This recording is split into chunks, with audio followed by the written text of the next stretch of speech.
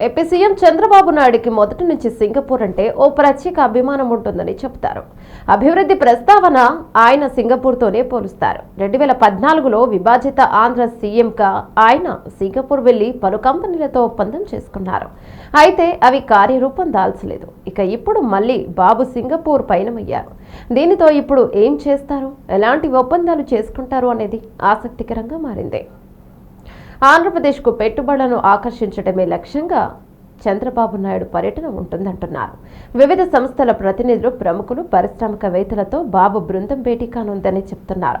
అంతేకాదు బాబు ఏపీ ప్రమోషన్తో రాష్ట్రానికి పెట్టుబడులను సాధించేందుకే ఈ పర్యటన అని అంటున్నారు.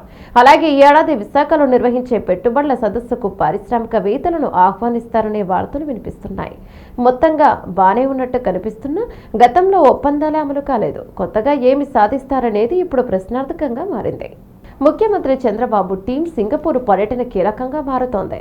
సీఎంతో పాటుగా 7 సభ్యుల బృందం 6 రోజుల పాటు అక్కడ పర్యటించనుంది. 2024లో ముఖ్యమంత్రిగా బాధ్యతలు చేపట్టిన తర్వాత చంద్రబాబు తొలిసారి అమరావతి వెళ్తున్నారు. అమరావతి ప్రాజెక్టులో గతంలో సింగపూర్ కీలక పాత్ర పోషించింది. ఈ పర్యటనలో రాష్ట్రానికి పెట్టుబడులతో పాటుగా అమరావతి అంశాలపైన చర్చలు చేయనున్నారు. అమరావతి నిర్మాణంలో సింగపూర్ పాత్ర ఇప్పుడు మరోసారి చర్చకొచ్చింది. 2014లో రాజధాని అమరావతి నిర్మాణం కోసం సింగపూర్తోనే బాబు చర్చలు జరిపారు. రాజధాని మాస్టర్ ప్లాన్తోనూ పాటు పలు ప్రాజెక్టుల విషయమై సింగపూర్ ప్రభుత్వ ప్రతినిధులు అలాగే ప్రైవేట్ కంపెనీలతో సమావేశమయ్యారు. అంతేకాక అమరావతి స్టార్టప్ ఏరియా డెవలప్మెంట్ కోసం సింగపూర్ కన్సార్టియంతో ఒప్పందం కూడా అప్పట్లో చేసుకున్నారు. అంతేకాక 3 దశల్లో 15 ఏళ్లలో ప్రాజెక్టును పూర్తి చేయాలని భావించారు. అంతేకాదు స్టార్టప్ ఏరియా ప్రాజెక్టుకు సంబంధించి ఒప్పందంలో ఎలాంటి మార్పులు, షరతులు లేకుండా పవర్ ఆఫ్ అటార్నీ కూడా బాబు వారికి రాసిచ్చారు. స్టార్టప్ ఏరియా వాటాల కేటాయింపులపైన అప్పట్లో పెద్ద చర్చ జరిగింది.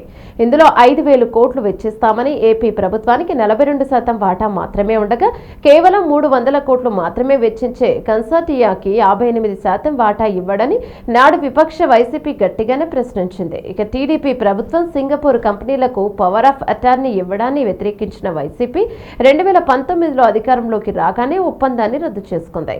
ఇక అప్పటి నుంచి ఏపీ విషయంలో సింగపూర్ ప్రస్తావన రాలేదు.